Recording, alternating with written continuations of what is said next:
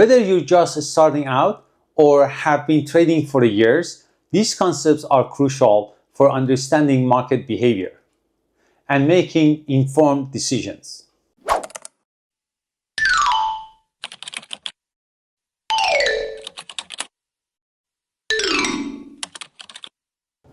Hey traders, welcome back to the Quest Academy. My name is Frank Serjurian, and today we are diving into one of the most powerful concepts in the trading. Before we get started, make sure to like, subscribe, and hit that notification bell so you don't miss out on any further future videos. Now let's dive into how support and resistance can help you spot trends, predict the reversal, and manage risks in your trading. Alright, let's start with the basics in its simplest form.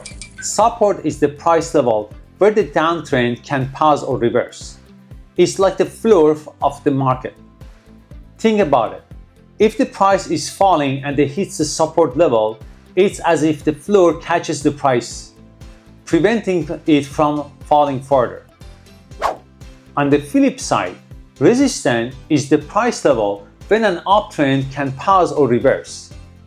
It's like the ceiling of the market.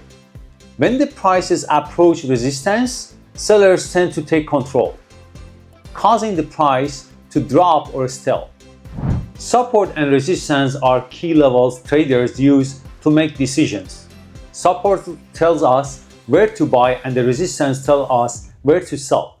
But here's the thing, these levels aren't static. They shift and change based off the market conditions. And that's what we are going to dive in today. So, how do you actually identify these keys level? Well, there are several ways to spot support and resistance. Let me show you the most popular techniques. First, previous highs and lows. The easiest way to identify support and resistance is by looking at the previous highs and lows on the chart. If the price has bounced off a level several times in the past, that level is likely to be a strong support or resistance level in the future. For example, let's say the price of the stock XYZ has hit $15 multiple times and bounced up. This $15 price is your support level. On the other hand, if the stock XYZ has tried to break above $60 several times and failed, that $60 is your resistance level. The second technique is round numbers.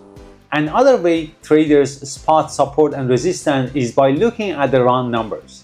You will often see prices reversal at whole numbers like $100 or $200 or even $1,000. These round numbers can be psychological levels where traders place buy and sell orders. Let's take a Bitcoin for example.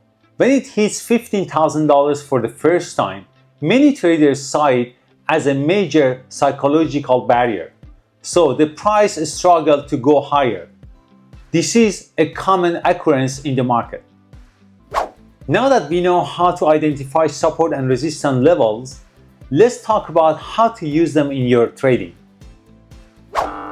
Buy at the support, sell at the resistance. One of the most basic strategies is to buy at the support and sell at the resistance. When the price hits supports, it's likely to bounce back up, so you can enter a buy trade. When it hits resistance, you can look for the sell opportunities. For example, let's say a stock ABC is trading at $100.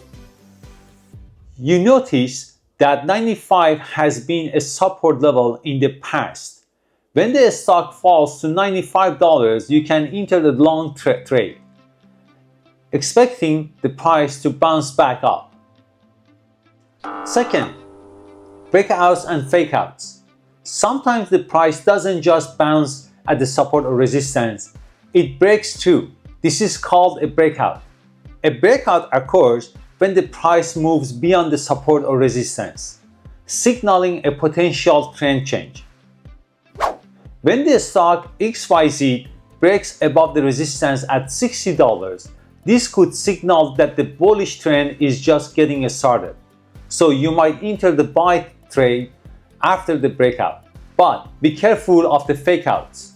Fake outs happen when the price temporarily breaks support or resistance but then quickly returns within the range.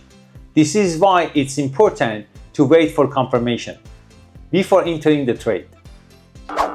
The fourth method is using a stop loss with support and resistance. Here is another pro tip.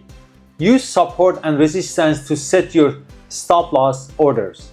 If you're buying at the support, you can place your stop loss just below the support level.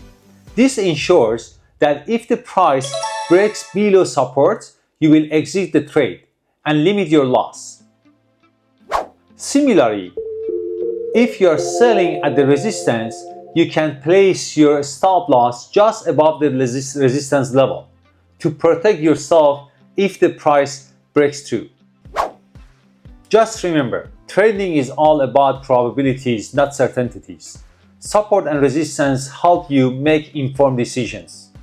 Well, there you have it. Support and resistance are essential tools every trader should know. By identifying key levels, setting stop losses, and looking for the breakouts, you can improve your trading decisions and manage risks effectively. If you found this video helpful, make sure to like, subscribe, and drop the comments below with your favorite support and resistance strategies. I would love to hear your thoughts and experiences. Thanks for watching, and as always, trade smart. See you in the next one.